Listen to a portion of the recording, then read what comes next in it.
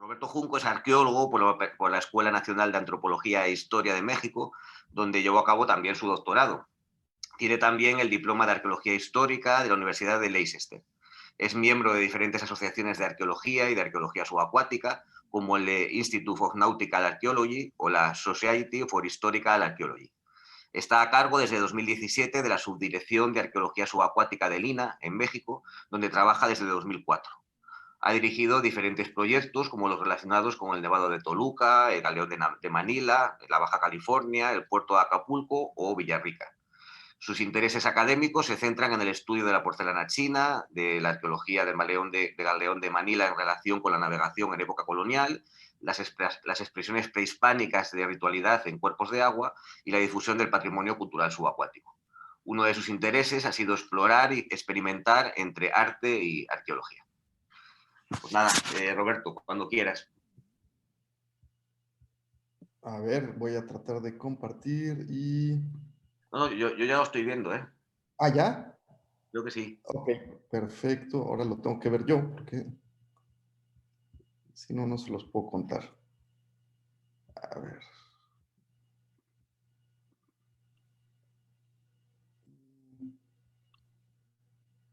Caray, no sé qué me está pasando. Aquí lo tengo ya. Pues nada, Vale. muchísimas gracias. De verdad es muy emocionante para mí estar aquí con ustedes. Muchas gracias al Ministerio de Cultura por esta invitación. Este tema de las aguas continentales es fascinante. Existe una riqueza extraordinaria en este tipo de contextos.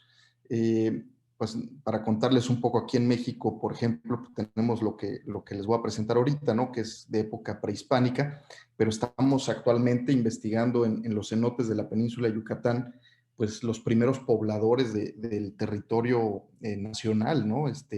Restos de 13,000 años de antigüedad, actividad humana de explotación de ocre de 10,000 años de antigüedad. En fin, es muy variado el tema de las aguas continentales.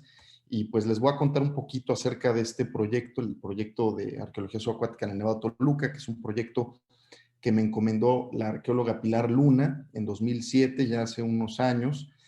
Yo tenía escasos 5 años trabajando en la subdirección y bueno, tuve la fortuna de levantar la mano y que me diera la oportunidad de embarcarme en esta gran aventura que ha sido pues verdaderamente fructífera.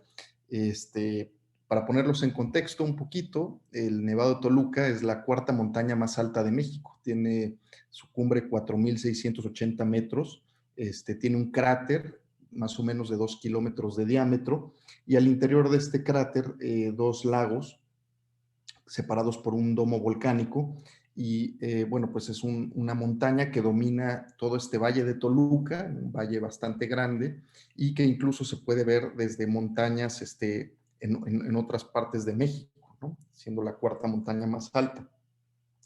Históricamente ha habido muchos grupos que se han asentado en este valle de Toluca, ¿no? Principalmente los Matlalcincas, Otomís, los Nahuas y los Mazahuas, ¿no? Comunidades que continúan todavía viviendo en esta zona y que, bueno, pues están íntimamente ligadas con todo lo que se dio en el pasado ahí, ¿no? Estas montañas en México pues tienen un carácter muy especial en época prehispánica, continúa hasta nuestros días todavía estas expresiones, son entidades sagradas, ¿no? Entidades vivas, incluso con género, ¿no? Hay montañas masculinas, hay montañas femeninas, y con capacidad de actuar sobre las vidas de las personas, ¿no? Son entidades con agencia. Eh, las montañas eran consideradas el lugar de los mantenimientos, es el lugar, un reservorio de agua enorme, es el lugar donde se almacenaban todas estas cosas que se podían comer, que servían pues para la vida, eran la morada de los dioses, el lugar de origen también, en fin, tenían una carácter muy especial, la montaña en el México antiguo. Existen testimonios arqueológicos, por supuesto, de toda esta sacralidad. Por supuesto, hay testimonios históricos, ¿no? Por ahí les pongo una cita de Fray Bernardino de Sahagún, el gran cronista, bueno, pues que ya nos está reportando que incluso en el Nevado de Toluca hubo ritualidad, ¿no? Que le tocó ver a ellos, ¿no? Por supuesto, antropológicamente hay muchísimos estudios, ¿no? Que documentan todavía estas pervivencias en el mundo actual de la ritualidad hacia las montañas. Entonces hay bastante información en ese sentido, ¿no? De hecho, nuestras primeras acercamientos, pues nos fue muy, muy evidente, ¿no? La ritualidad que todavía se lleva a cabo, en concreto en el Nevado de Toluca, y pues ahí hay de todo tipo de cosas que vimos, ¿no? Desde amarres, ¿no? Una tradición muy típica aquí en México, que es el amarrar el calzón de alguien con quien quiere estar uno, ¿no? Para conseguirlo, ¿no? Entonces, bueno, de ese tipo de evidencias nos encontramos bastantes, pero también cosas ya muy, muy exóticas, como por ejemplo troles que vienen de la mitología nórdica, en fin, cantidad de brujería, y bueno, también algún tipo de ceremonias New Age, en fin, siguen muy vivas estas montañas, con todo tipo de expresiones. Cuando comenzamos el proyecto, cuando me encomiendan lanzar este proyecto, pues investigamos a las personas que ya habían tenido algún acercamiento con las lagunas. Estas lagunas del Nevado de Toluca habían sido ampliamente buceadas desde los años 50, o sea, muy temprano, digamos, en la historia del buceo, y siendo lagunas de altitud, están a 4.200 metros sobre el nivel del mar. Pues ahí se realizaron incluso bastantes experimentos de buceo en altura, muchas prácticas para conseguir, digamos, esa especialidad a lo largo de los años, y durante estos años, pues se dieron muchos descubrimientos de materiales arqueológicos, ¿no? Entonces ya desde los 50, 60, la gente está sacando como premio, como especie de aventura, materiales arqueológicos. Una desgracia porque la mayoría de estos materiales acaban en la basura, la mayoría de ellos son orgánicos y se deshacen con el tiempo, y bueno, algunas figuras y otros objetos que pues por desgracia no tenemos documentados, pero bueno, nos entrevistamos con algunos de estos pioneros del buceo, aquí el doctor Guzmán Peredo, que incluso tuvo a bien en algún momento tratar de datar algunos de estos materiales, sin mucho éxito por las técnicas de la época, pero bueno, que ya había un interés, ¿no? Y todos ellos pues siempre se referían a Tlaloc, ¿no? El dios de la lluvia, del, digamos, último periodo de los mexicas, y que bueno, pues era como que ahí era la morada del dios de la lluvia, ahí todo estaba relacionado con Tlaloc, ¿no? Estos buzos, curiosamente, nuestra fundadora, Pilar Luna, una gran pionera de la Convención UNESCO, ella le tocó hacer sus prácticas de buceo en altura, por ahí de los años, fines de los 70, y veía cómo sus compañeros de buceo sacaban enormes cantidades de estos materiales, ¿no? Y ya ella tenía la visión desde entonces de que, bueno, algo había que hacer en estas lagunas, de estudiarlas sistemáticamente, y fue siempre una como piedrita en el zapato, hasta que en 2007 se dio la oportunidad de poder crear este proyecto, ¿no? Por otro lado, durante todos estos años también hubo algunas incursiones terrestres en el Nevado de Toluca. Notablemente, en los años 80 se localizó una estela de piedra de 1,5 metros más o menos de alto, rota, ¿no? Decapitada, decimos nosotros, porque creemos que fue destruida con intención. Nunca encontramos la otra parte. El arqueólogo Arturo Montero incluso logró localizar el lugar exacto a través de fotografías de donde apareció esta estela, y que hoy se encuentra en un museo en el Valle de Toluca, y así localizó 17 sitios alrededor del volcán en donde había evidencias prehispánicas, ¿no? Cerámica, obsidiana, toda una serie de cosas, que bueno, pues ya también había un antecedente, pero se sabía realmente poco de la ocupación de estos sitios, quiénes habían sido los pueblos, las épocas en que habían ocurrido estos acercamientos, ¿no? Eh,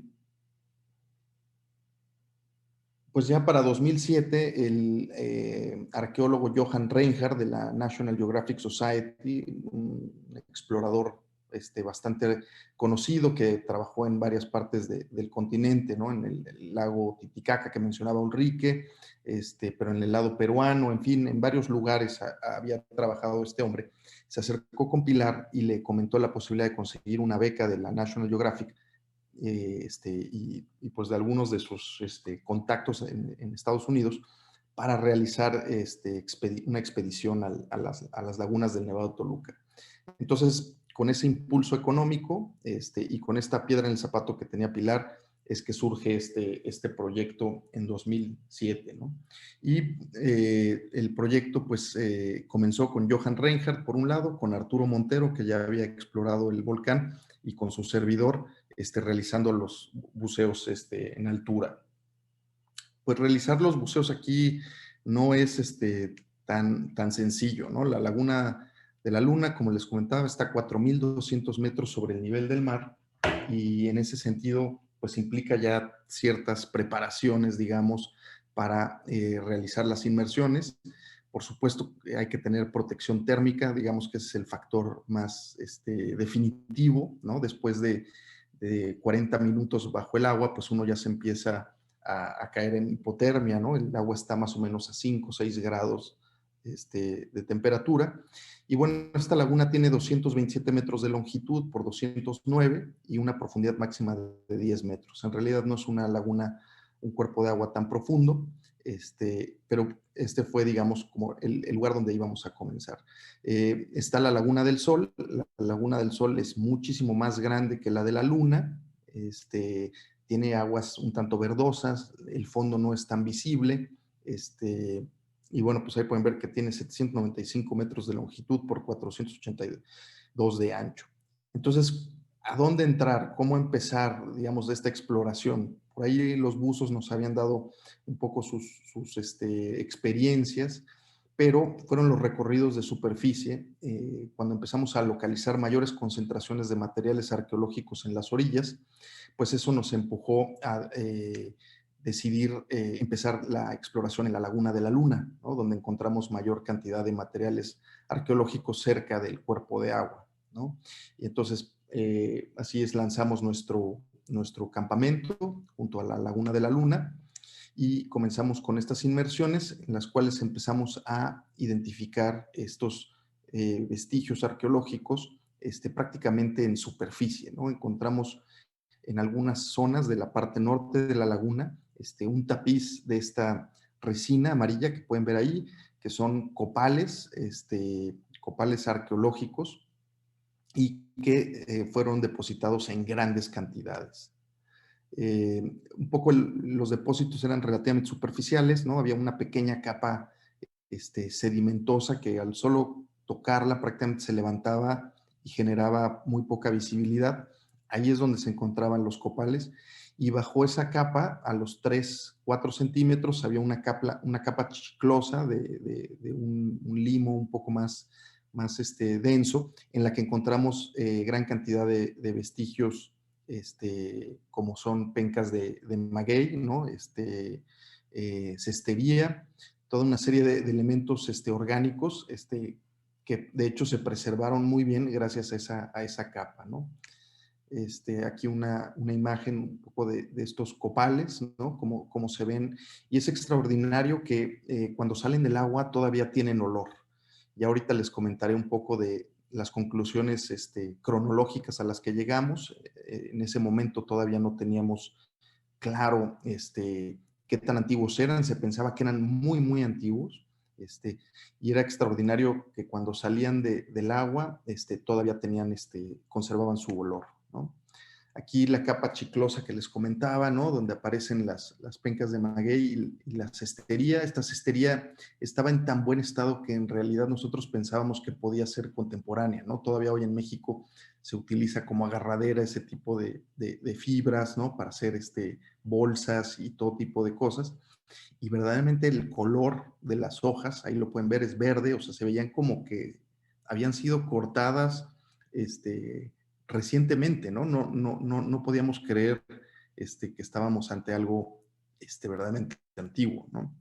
Y bueno, algo de lo muy extraordinario que también localizamos en 2007 fueron estas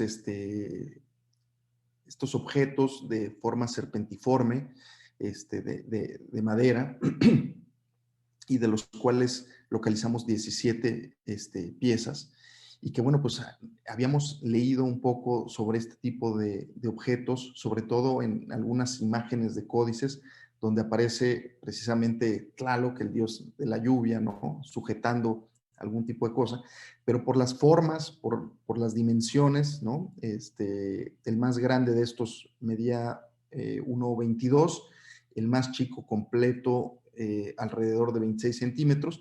Entonces, bueno, se presenta entonces ese gran misterio. ¿Qué son estos objetos? ¿Para qué se usan? ¿De qué época son? Los cortes de algunos de ellos eran tan precisos que también nos parecía que eran objetos relativamente recientes. Y bueno, en 2007 todavía se podía ir a bucear al Nevado Toluca. Entonces, para nosotros era como sumamente importante poder tener acceso a estos materiales para salvaguardarlos de saqueo rampante que había, ¿no?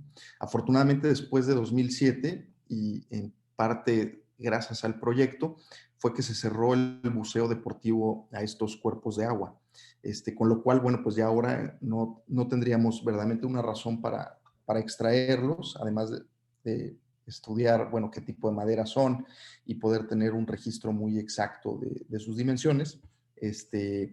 Pero bueno, en su momento, y esto lo digo por los conservadores que hay en el seminario ahorita, pues se les dio un tratamiento de polietilenglicol a 35 grados de temperatura por 5 días y se impregnó la madera con quitosán, con lo cual la estructura de estos objetos pues quedó consolidada y, bueno, pues se preservan actualmente de maravilla. También se aprovechó para hacer réplicas, unas réplicas tan exactas, con todos los detalles que tienen los originales, y que bueno, en algún caso incluso estábamos ya preocupados porque no sabíamos cuál era el original y cuál era la réplica, ¿no? Hay una imagen de Tlaloc sujetando un objeto de ese tipo. Como les decía, bueno, pues salieron otros objetos, notablemente estas pencas de maguey, estas hojas del maguey, la cestería, y también por ahí una especie de disco de hule, de látex.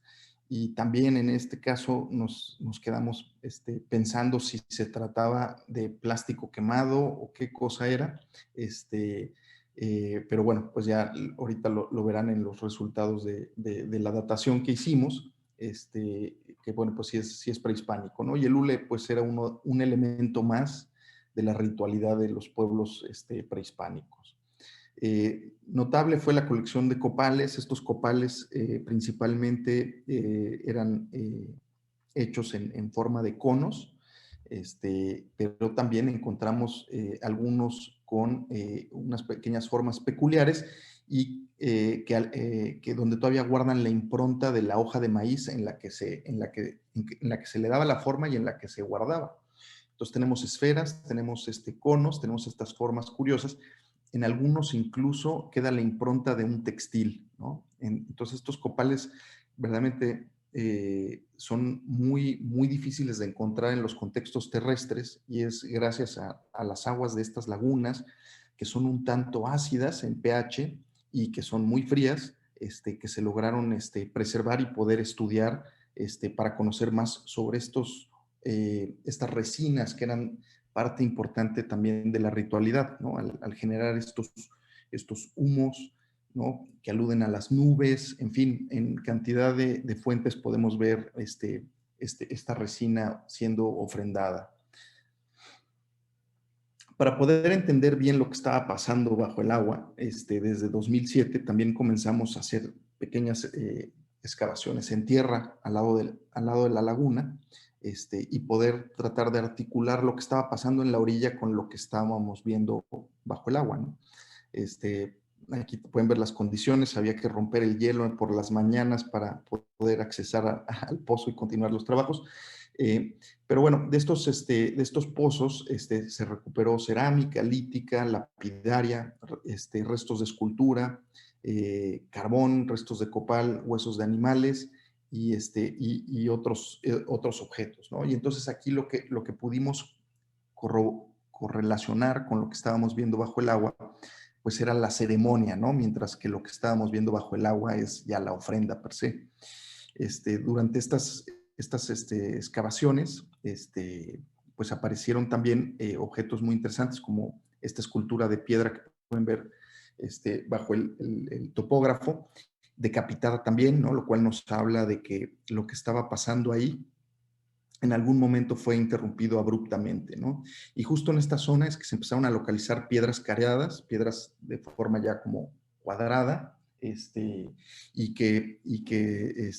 bueno, pues nos permitieron conocer que ahí había un adoratorio, que ahí había una estructura, toda recubierta de un cementante. Afortunadamente ese cementante contiene carbón dentro, y esos carbones nos sirvieron para poder datar esta estructura con mucha precisión. Figurillas, en fin. También hicimos excavaciones en la Laguna del Sol, ¿no? Donde aparecieron puntas de maguey,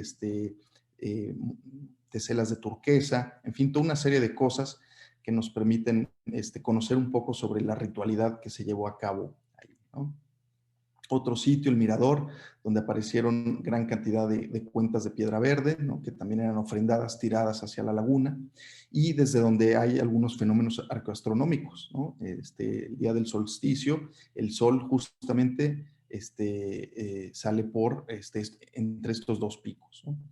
En fin, lo que nos permitió estas 3 temporadas de campo que hemos llevado a la fecha, ¿no? Que son alrededor de 100 horas de buceo, más o menos 3 meses de trabajo de campo, es poder llegar a conocer ya bien la cronología de lo que ocurrió ahí. Y bueno, pues tenemos evidencia de ritualidad desde el epiclásico, más o menos del 600 al 900, a nuestros días, y una intensidad ritual en el posclásico tardío, entre 1200 y 1455, esto antes de la llegada de los mexicas al Valle de Toluca, y entonces, bueno, pues se convierte en un culto regional, sobre todo ligado a la hegemonía matlalcinca en el valle, cosa que no sabíamos. Y bueno, como estamos en un seminario en España, pues había una de las leyendas que recopilé entre los buzos, es que en las lagunas del Nevado de Toluca habían tirado parte del tesoro del Vita. El Vita fue este buque que llevó parte del tesoro republicano a México. Pues cosas del Banco de España, del Monte de Pío de Madrid, en fin, toda una serie de cosas que durante la Guerra Civil acabaron en México y desaparecieron. Nunca más se supo del paradero de ese tesoro, pero sí muchos buzos reportaban que encontraban partes de relojes, de relojería, ¿no? Y alguien encontró en algún momento una caja del Monte Pío de Madrid, ¿no? Y que venía ahí la leyenda. Entonces a mí siempre me causó esa historia como demasiada sensación. Y bueno, pues sí nos pusimos a hacer una búsqueda y gracias al detector de metales logramos encontrar esta carátula de reloj y corroborar estas leyendas. No sabemos si es parte del tesoro del Vita o no, pero lo que sí es que en algún momento se tiraron grandes cantidades de piezas de relojería, es decir, le quitaban el recubrimiento de metal, de oro, lo que fuera, y dejaban la maquinaria, y todo eso lo fueron a tirar ahí a las lagunas del Nevado de Toluca. Entonces logramos encontrar una de esas y corroborar esa leyenda. Pero bueno, una de las cosas que surgió en 2007, que fue como muy interesante, fue que nos acusaron de haber saqueado los vestigios del Nevado de Toluca en las excavaciones que estuvimos haciendo, y de haber roto el orden cósmico. Y esto fue una demanda que hicieron ante la Fiscalía para los Pueblos Indígenas del Estado de México, y a la cual tuvimos que atender. Y acabó siendo toda una faramalla, ¿no? Un tipo que se hacía llamar Lobo Blanco, que no hablaba lenguas indígenas, estaba liderando todo ese asunto. El caso es que a mí me quedó la idea de que pues teníamos que involucrar a las comunidades indígenas en todo este trabajo, ¿no? Que no podíamos hacer nuestro trabajo arqueológico sin tomarlos en cuenta ellos. Y en ese sentido, desde 2007 comenzamos una labor muy intensa de trabajo con las comunidades circundantes al volcán, a través de documentales, con exposiciones itinerantes que fueron recorriendo todos los pueblos en las laderas del volcán, con escuelas de niños, exposiciones ya en museos regionales, ¿no? Ahí están las réplicas de los cetros que les comentaba. Incluso generamos una obra de teatro para concientizar a la gente sobre la importancia del patrimonio cultural subacuático en el Nevado de Toluca, y otro tipo de exposiciones ya para otro tipo de públicos, como por ejemplo ciegos. Hicimos alguna exposición dirigida a un público de ciegos en el que podían oler, tocar, más o menos familiarizarse con las ofrendas. Y bueno, pues todo ese esfuerzo ha sido bastante intenso, ¿no? En este proyecto, ¿no? Ahorita tenemos 2 libros científicos publicados, Las aguas celestiales y Bajo el volcán, y estamos por publicar el tercero, Casa de los Dioses, Nevado de Toluca, eso para un público científico, pero tenemos mucho de divulgación científica, y incluso pues de divulgación muy sencilla para niños, ¿no? Aquí un cómic que regalamos en todas las escuelas ahí cerca del Nevado de Toluca, ¿no? Donde pues contamos un poco sobre las exploraciones, todo eso. Y bueno, todo eso vino a desembocar en este reconocimiento que nos hizo la UNESCO por las buenas prácticas, de lo cual ya habló Enrique. Y con esta espinita un poquito de habernos, digamos que tenido que utilizar todos estos materiales, sacarlos fuera del agua y qué hacer con ellos una vez fuera del agua, pues decidimos crear un archivo subacuático, es decir, acomodar todos los materiales para poder tener acceso a ellos fácilmente y redepositarlos en la laguna de la Luna, ¿no?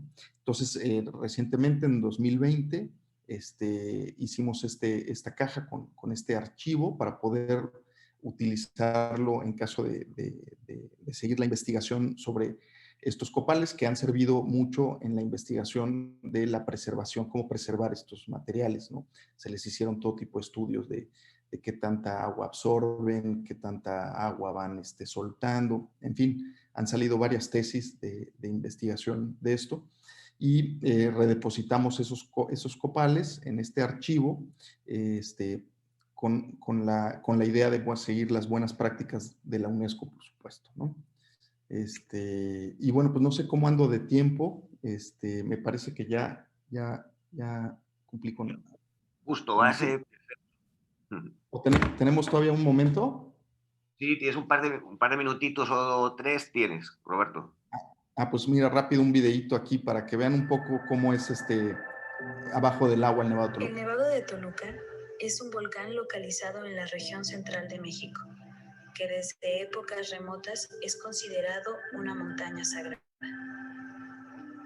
Los diferentes pueblos originarios que habitaron y aún habitan a sus alrededores creían que era la morada de los dioses del agua, quienes daban fertilidad y abundancia a la tierra. Durante la época prehispánica, en varios parajes del volcán, especialmente en los 2 lagos que se encuentran al interior del cráter, a 4.200 metros sobre el nivel del mar, se depositaban ofrendas dedicadas a las deidades de la montaña. En 2007, la Subdirección de Arqueología Subacuática del Instituto Nacional de Antropología e Historia inició un proyecto enfocado en la investigación científica de los vestigios culturales subacuáticos y terrestres del volcán, destacando la importancia de su preservación y difusión como un trabajo en alianza con las comunidades aledañas. En 2017, la UNESCO añadió al proyecto Arqueología Subacuática en el Nevado de Toluca en el registro de buenas prácticas en materia de protección, conservación y difusión del patrimonio cultural subacuático. Recientemente se devolvieron al fondo del lago de la Luna 52 piezas de resina de copal extraídas durante las primeras excavaciones del proyecto. Estos objetos formaban parte de varias ofrendas prehispánicas asociadas a otros materiales orgánicos como láminas de madera semejantes a los cetros en forma de rayo que portan las deidades de la lluvia. Restos de cestería, púas y pencas de agave excepcionalmente preservadas por las gélidas aguas del volcán.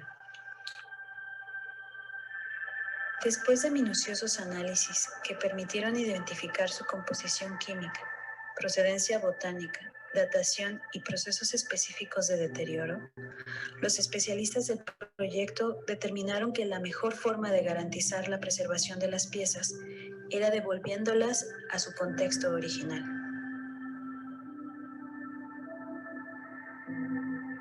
En marzo de este año, las piezas regresaron a las aguas del cráter, ordenadas, clasificadas y etiquetadas en un contenedor especial, de tal manera que sirvan como un archivo arqueológico in situ que pueda ser consultado cuando sea requerido.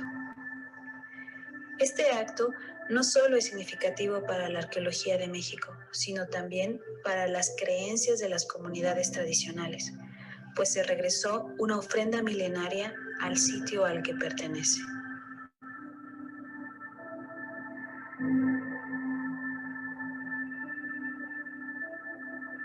Al abuelo, claro, al señor del Sacromonte, que apenas fue su fiesta, bendito sea.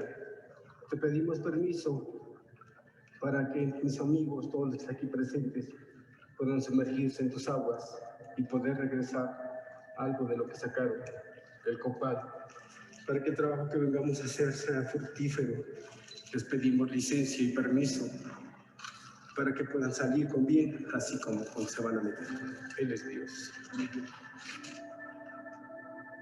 Manteniendo el respeto y consideración a las creencias sobre el volcán, el equipo de investigación pidió a don José Coyote, quien colabora desde hace años en el proyecto y pertenece a la comunidad otomí de Sinacantepec, que se dirigiera a los abuelos de la montaña, solicitándoles su permiso para devolver los objetos. De esta manera, el proyecto Arqueología Subacuática en el Nevado de Toluca mantiene su compromiso con la investigación,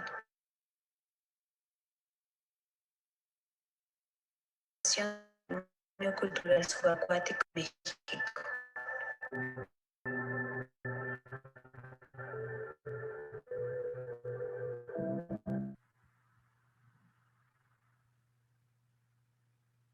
Pues muchas gracias. Muchas gracias a ti, Roberto, por el esfuerzo, ¿no? Además teníamos mucho interés en que pudieses dar la ponencia porque nada, el proyecto, como ya dijo Ulrike en la introducción, en su introducción, es de los más interesantes que se llevaron a cabo en los últimos años, con esa relación ¿no? de los objetos de la intervención con el agua, ¿no? Esa relación ritual, y con esa red de exposición que también es interesantísima, con lo cual, muchas gracias, encantados que hayas colaborado. Muchas gracias.